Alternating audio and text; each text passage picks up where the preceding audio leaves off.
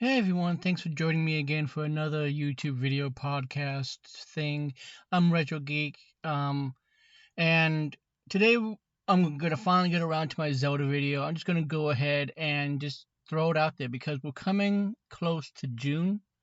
We're probably gonna have a Nintendo Direct, and I'm not expecting to see Zelda, like at least not a full reveal of Zelda. I think that's gonna be more of like a September reveal, or maybe even at the Video Game Awards at the end of the year, because I'm sure they're going to want to really focus on it the closer it gets to release.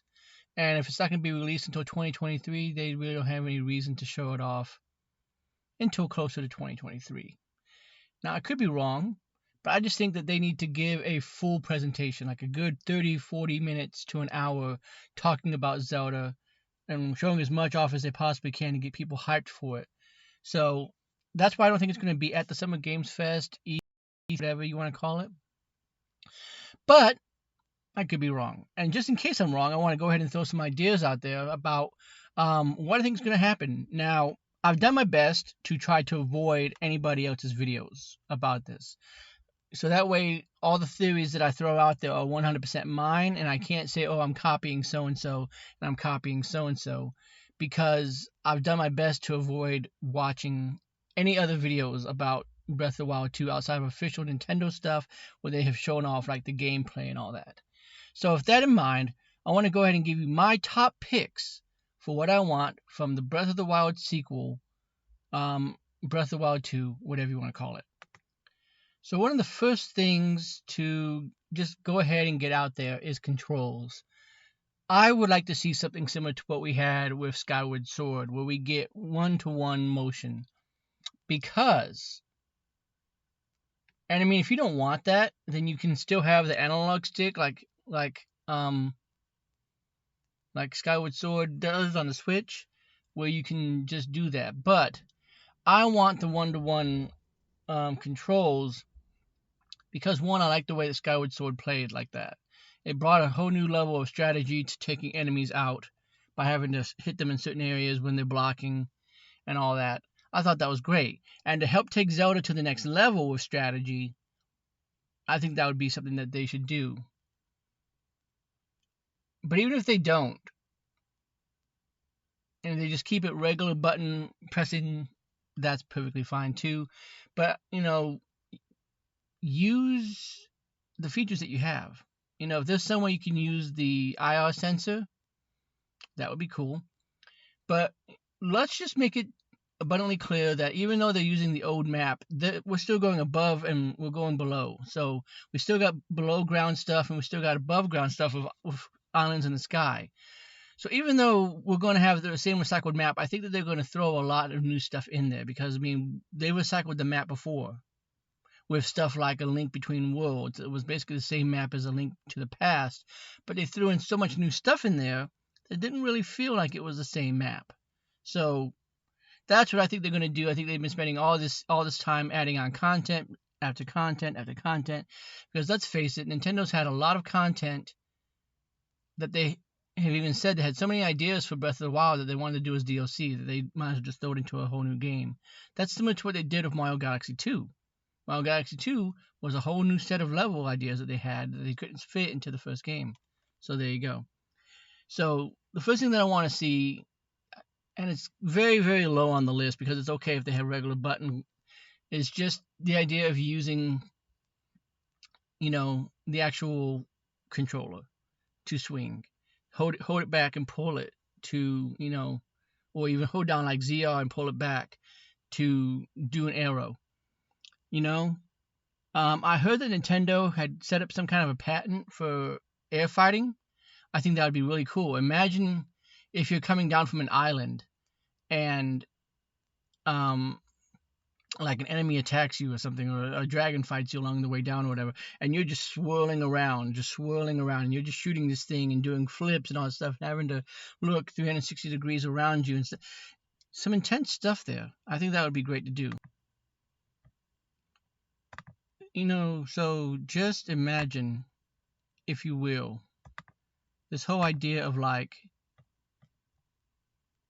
you're falling from the sky and you're just shooting arrows while you're falling down from the sky.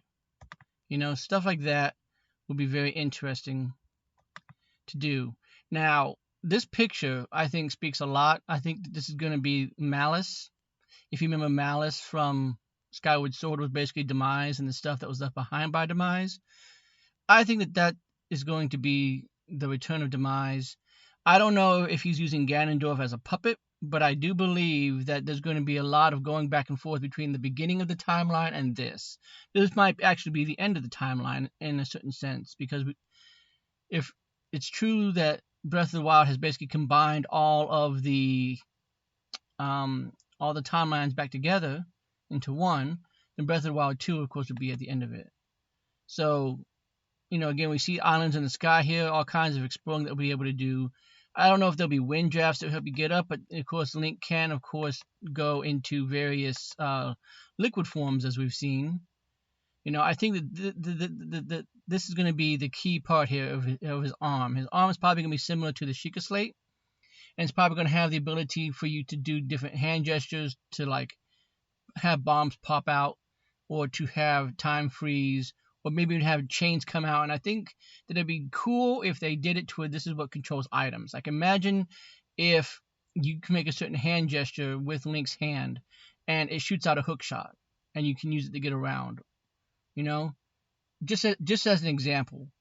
So I think that's what it is. I think there's going to be a lot of duality with this. Like we're going to see some Malice, and then we're going to see some of this stuff with Fi and just the Sheikah stuff.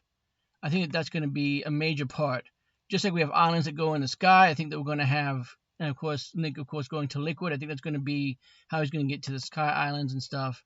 But I think one of the major things that is going to be this.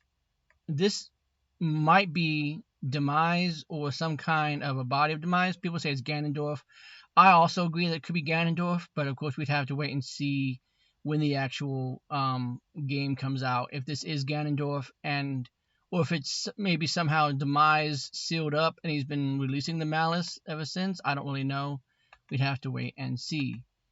So with that out of the way, let's talk about some other ideas that I would like to see. I think in order to keep the game fresh,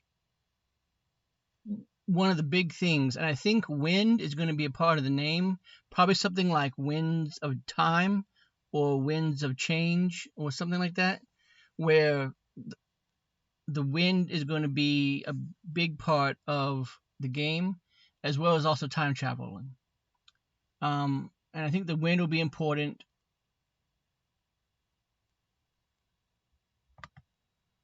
Actually, forget that. I can't even think about how the wind would be important. But that whole liquid thing that you do is going to be important going between islands and maybe down into the ground and back up in a certain way like that.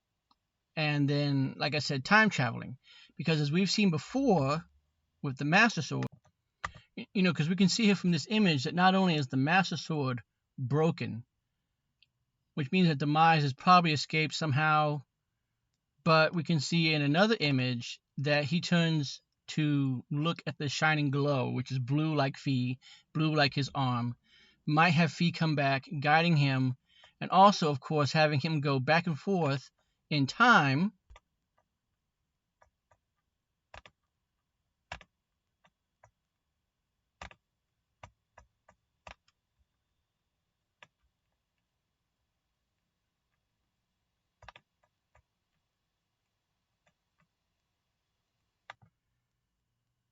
So basically, just imagine if Link is going back and forth in time because Fi's helping him, So something's going on in which, Demise could only be trapped in the past. He can't exist in the future or something. So Link has to go back and forth in time. And this can be interesting because that can add on, if that is something that I think they're going to do based upon the photos and stuff that we have, to a that expands the land of Hyrule, because it's like you're exploring two different worlds at the same time, similar to the light and the dark world. The dark world would basically be the exact mirror of the light world, but it would just have new stuff in different locations. Same thing. Maybe you can go into an island, for an example, and that island is blocked off. Maybe it collapsed or something. You can't get into the temple. So I imagine this similar to like that temple in Ocarina of Time, where you had half of it that could be done with young Link and half of it could be done with adult Link. Similar to that, to where you go back in time, you go into the temple, you set something up that then opens up the other half of the island. You go back into the future, and then you can grab whatever item you need to progress. And then, of course, again, depending upon the kind of abilities that Link can do with his Sheikah hand, as I'm going to call it for right now, until we know anything more official, this could be something where, again, he could get, put his hand over it or whatever and learn how to make the rolling ball, or learn how to make bombs, or make multiple bombs, or, again, use the hook shot of his hand, or something interesting like that. I think that would be really interesting. And then, again, the past affecting the future, to where if you go into the past, something is there that doesn't exist anymore. You have to go back to the past to get the items to fix the Master Sword. Um, and then maybe along the way you encounter Ganondorf, and maybe he's being controlled by Demise. Maybe he's not. Maybe Demise shows up as maybe Ganondorf is like a 3/4 of the way villain, and then you find out that it was really like he was under the control of the Malice, and so really you didn't have to go back in time. So it's almost like a double boss thing. Like you have to go back in time to seal up Demise, and then go into the future to stop Ganondorf or something. Like, I don't know, something interesting like that. I really don't know what Nintendo's going to do, but those are just some picks of mine.